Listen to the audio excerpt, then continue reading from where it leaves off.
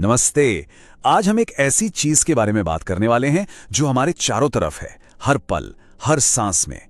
एक अदृश्य शक्ति, एक ऐसा कवच जिसने हमारी पृथ्वी को, आप जानते हैं, पूरे ब्रह्मांड में जीवन का इकलौता पता बनाया है। जी हां, हम बात कर रहे हैं हवा और हमारे वायुमंडल की। सोचिए, हम सब दिन में लगभग 20,000 बार सांस लेते हैं। है ना कमाल की बात। और वो भी बिना सोचे, बिना ध्यान दिए। पर कभी रुका है कोई ये सोचने के लिए कि ये हवा जिसे हम बस महसूस करते हैं, आखिर है क्या चीज? तो चलिए आज इसी रोजमर्रा के चमत्कार की तह तक चलते हैं। तो सबसे पहला सवाल यही उठता है कि आखिर ये वायु है क्या? ये अदृश्य तत्व जो हमारे होने की वजह है। देखिए, सीधी सीधी भाषा में समझें तो हवा कोई एक चीज नहीं है।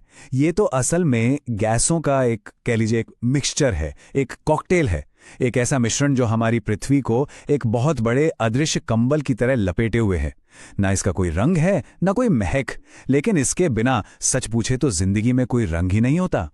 तो चलिए अब इस कॉकटेल की रेसिपी को थोड़ा और करीब से देखते हैं। पता लगाते हैं कि आखिर इसमें कौन कौन सी गैसें हैं और कितनी कितनी मात्रा में हैं। यकीन मानिए, ये जीवन का एक बहुत ही परफेक्ट गैसीय नुस्खा है। और हां, ये समझना बहुत जरूरी है कि हवा सिर्फ हवा नहीं है। ये एक बहुत ही डेलिकेट बैलेंस पर टिका हुआ मिक्सचर है। इसमें हर गैस का अपना एक खास, एक बहुत जरूरी रोल है। अब जरा यहां देखिए, ये आंकड़ा थोड़ा चौंकाने वाला है। हमारे आसपास जो हवा है उसका लगभग 78% हिस्सा नाइट्रोजन है, और ऑक्सीजन, जिसके बिना हम जिंदा नहीं रह सकते, वो सिर्फ 21% है। तो सवाल उठता है कि भाई, इतनी सारी नाइट्रोजन का काम क्या है? इसका काम बहुत जरूरी है। ये ऑक्सीजन को थोड़ा, कह सकते हैं, डाइल्यूट करती है, उसके असर को थोड़ा कम करती है। सोचिए, अगर नाइट्रोजन ना होती तो ऑक्सीजन इतनी ज्यादा रिएक्टिव है कि एक छोटी सी चिंगारी भी एक भयानक आग में बदल सकती थी। सब कुछ जलकर राख हो जाता। और वो जो बचा हुआ 1% दूसरी गैसें हैं, अगर हम उसमें जूम इन करें तो कहानी और भी मजेदार हो जाती है।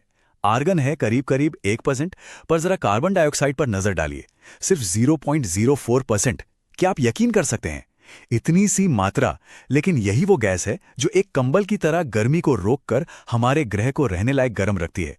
जरा सोचकर देखिए, इतनी छोटी सी मात्रा में जरा सा भी ऊपर नीचे हो जाए तो पूरे ग्रह का क्लाइमेट हिल सकता है। अच्छा, तो हमने हवा की बनावट तो समझ ली। अब चलिए अपनी नजर को थोड़ा और ऊपर ले चलते हैं और इस पूरे सिस्टम को देखते हैं, जिसे हम कहते हैं वायुमंडल, यानी कि पृथ्वी का सबसे बड़ा प्रोटेक्शन शील्ड। देखिए, वायुमंडल सिर्फ हवा की एक परत नहीं है। नहीं, यह सैकड़ों किलोमीटर मोटी गैसों की एक डायनामिक शील्ड है, एक कवच जिसे पृथ्वी की ग्रेविटी ने, मतलब गुरुत्वाकर्षण ने, कस के पकड़ रखा है। ये एक बहुत कॉम्प्लेक्स और, कह सकते हैं, एक जिंदा सिस्टम है। तो फिर सवाल वही है, गैसों का ये विशाल समंदर हमारे लिए करता क्या है? आखिर ये इतना जरूरी क्यों है? इसके काम, सच कहूं तो, हमारी सोच से भी कहीं ज्यादा हैं। सबसे पहली चीज तो जाहिर है, ये हमें सांस लेने के लिए ऑक्सीजन देता है। लेकिन ये एक बहुत बड़ी स्पेस शील्ड भी है जो हमें सूरज की खतरनाक अल्ट्रावायलेट किरणों से बचाती है। इसकी ऊपरी परत में जो ओजोन गैस है ना, वो एक तरह से नेचुरल सनस्क्रीन का काम करती है। इतना ही नहीं, ये हमारे ग्रह के टेम्परेचर को भी कंट्रोल में रखता है, ताकि हम न तो ठंड से जम जाएं और न ही गर्मी से उबलने लगें। और हां, बारिश, हवा, तूफान, मौसम के जितने भी रंग हैं, वो सब इसी वायुमंडल की देन है।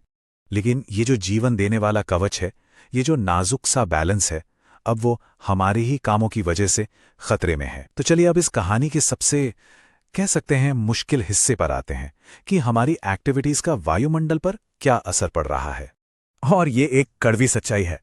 हमारी इंडस्ट्रियल रेवोल्यूशन और आज की जो लाइफस्टाइल है, उसने उस गैसियस रेसिपी को बदलना शुरू कर दिया है, जिसे बनने में लाखों साल लगे थे। हम इस नेचुरल बैलेंस को बहुत तेजी से डिस्टर्ब कर रहे हैं। तो ये हो कैसे रहा है? देखिए, सबसे बड़ी वजह है फॉसिल फ्यूल्स का जलना, मतलब कोयला, पेट्रोल और गैस।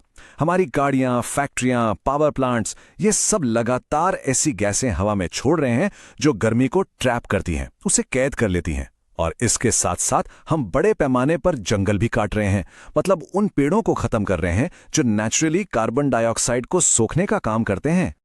और इसका असर सिर्फ गंदी हवा तक सीमित नहीं है। नहीं, इसका असर हमारे मौसम के पैटर्न को बदल रहा है, समंदर का लेवल बढ़ रहा है और हमारे पूरे के पूरे इकोसिस्टम को खतरे में डाल रहा है। ये एक ऐसा चैलेंज है जो सीधे सीधे हमारे भविष्य से जुड़ा है। तो ये सारी बातचीत हमें एक बहुत ही जरूरी सवाल पर लाके छोड़ देती है कि हम जिस हवा में सांस लेते हैं उसका भविष्य हमारे अपने भविष्य को कैसे आकार देगा। और ये एक ऐसा सवाल है जिसका जवाब सिर्फ साइंस की किताबों में नहीं मिलेगा, बल्कि इसका जवाब हमारे आज के फैसलों में और हमारी आने वाली पीढ़ियों के भविष्य में लिखा जाएगा।